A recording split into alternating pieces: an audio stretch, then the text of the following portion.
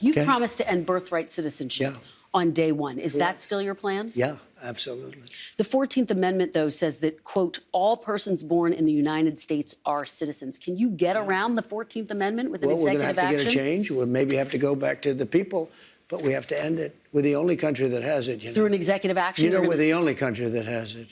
Do you know, if somebody sets a foot, just a foot, 1 foot, you don't need two, on our land, congratulations, you are now a citizen of the United States of America. Yes, we're going to end that because it's ridiculous. That was President Trump sitting down with NBC's Meet the Press host, Kristen Welker. President Trump on day one pledges to reform and redefine what exactly natural-born and citizenship looks like in the United States. In the 14th Amendment, it is clear anyone born on U.S. soil or to an American-born mother is by birthright a United States citizen. To change that would require an amendment. President Trump, in his conviction to clamp down on some of the root factors of mass illegal migration, signaled to Welker he wants a deal done on Dreamers with Democrats as well, and to suspend birthright citizenship once and for all. But reforming, again, the 14th Amendment poses several challenges, the least of which is a constitutional amendment, but there's some political and practical ramifications to all of this. Joining us for a reaction, our friend Vish Burra, founder and president of Basilisk Strategies, former Capitol Hill staffer, longtime executive committee member of the New York Young Republican Club. Vish, welcome back. Thanks for having me, Chanel. What did you think of Trump's proposal here to basically push for an amendment?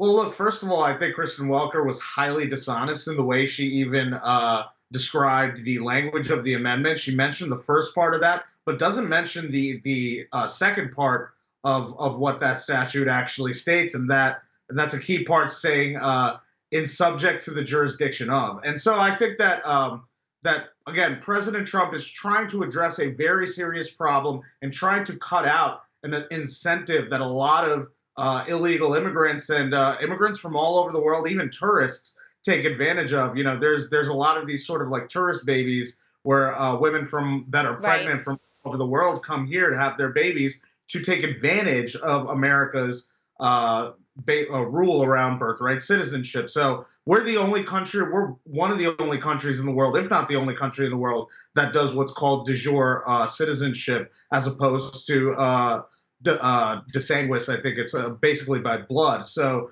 you know, we need to be able to address this issue and to be able to get some kind of reform on the books. And I'm glad President Trump is trailblazing on that and is not afraid to talk about what is a very difficult subject.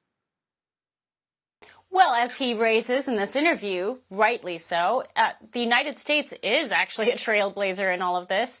The rest of the world does not adopt birthright citizenship. They don't adopt citizenship as a right just because you were born on that soil.